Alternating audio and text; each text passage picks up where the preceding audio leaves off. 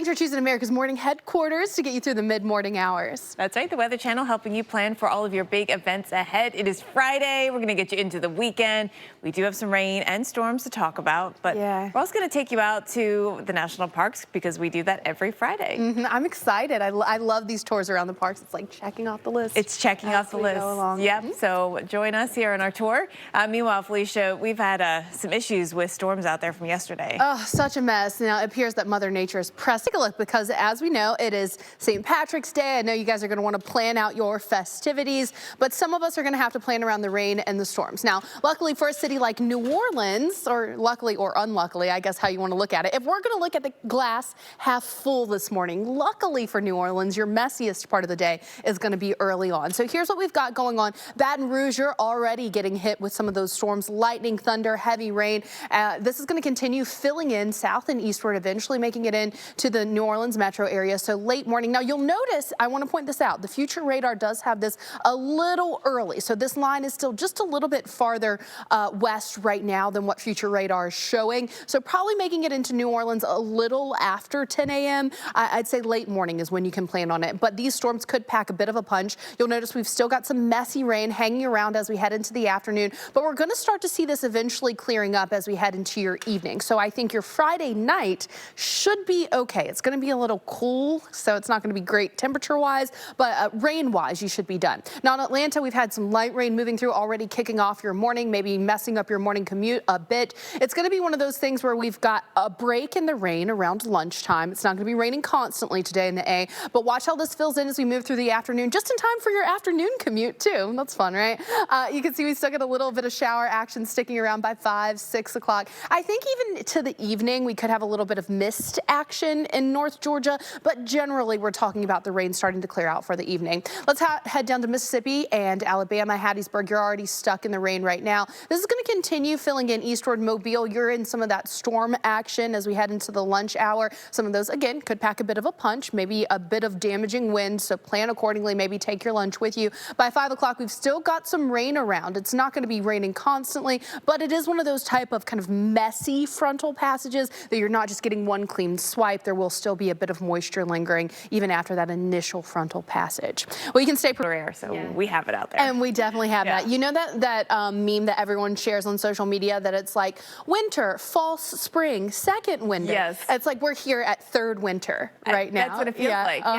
Because winter wasn't even really winter. Right, exactly. So it's like, okay, I think we're all over it at this point. So let's talk about it because there are going to be lots of people who are dealing with those below average temperatures. So here's what you can expect. A lot of us are going to wake up below freezing over the next several days. So tomorrow, Sunday, Monday, you can see the numbers here. Sunday, 191 million people waking up with temperatures below freezing. So if you thought we were out of the woods, I've got all of my plans. I am trying. Actually, that's like the kind of rule of thumb, like the old wives' tale, but I think it kind of works in the South anyway, for those plants outside. Now, in the West, we actually were running a little bit late this year with our bloom, which was interesting. A combination of we had that cold air early, now we've had so much rainfall, and now we have more coming on in. This is the forecast Sunday into Wednesday of next week. Another atmospheric river coming in, and this time it's going to be focused a little further south. You see how some of the biggest totals are down here into SoCal, but we also have the Southern Sierra and the foothills, again getting into some big rainfall. So we just had so many really cold systems that came in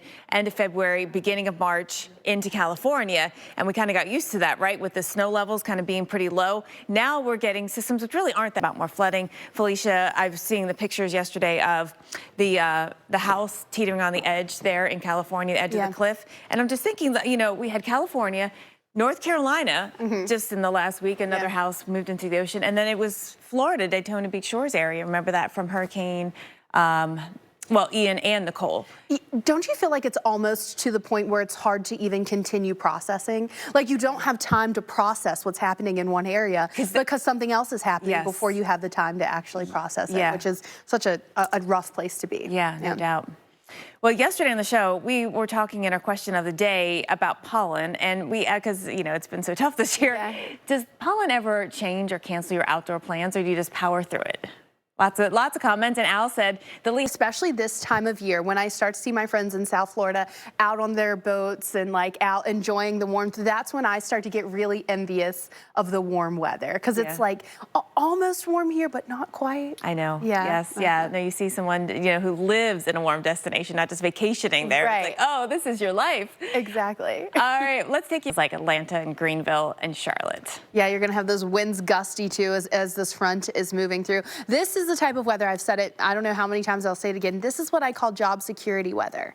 Because if you did not look at the weather, if you didn't watch the Weather Channel, you would have no idea you're going to, walk outside tomorrow morning and it's like, why is it so cold? Yeah. And I'm like, well, if you had watched me and Jen Friday morning, you would know that this weekend is going to be much colder. That's true. So we'll get to it all here. We look at the big deal, watching the cool down, of course, watching the storms. Who else gets that? The rain on the move as well. And we're still watching for that risk of severe weather. I mean, it's mainly today, and then after that, we'll just keep an eye more on general thunderstorms moving east. But for today, we have areas like St. last weekend, and then it's just been a busy week of weather. No matter where you live, really, I think everybody had something to deal with.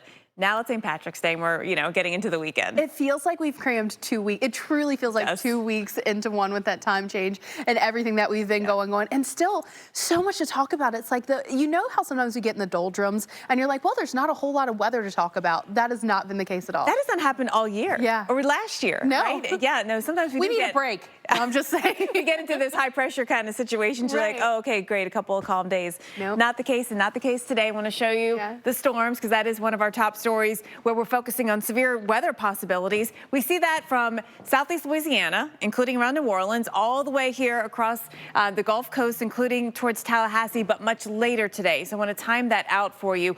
All hazards are possible. Definitely more of a rainmaker for a lot of places. A cold windy rain though, so that's not really like helping you a lot, right? But let's take a look at the snow still to come through Sunday morning. You'll notice a lot of this coming from lake effect snow off of Lake Erie, Lake Ontario, here at Lake Michigan as well. We're not seeing any impressive totals, but certainly enough to maybe cover the ground, make the roads a little bit slick. You can see our system moving in here. Low pressure going to move through. That is going to increase our winds as well. We're really talking about some gusty winds that are adding to the chilliness of the air. In Minneapolis and Chicago, you can see we've got the main plume of moisture moving through Buffalo, currently western portions of Pennsylvania. We're going to see some of that lake effect snow picking up just a bit more as we head through the day today, through the weekend as well. Those winds that I was talking about, look at this, sustained in Cleveland at 17 miles an hour. Chicago, you're starting to see those winds have more of a westerly component. As that front moves through, those winds switch around from a southerly component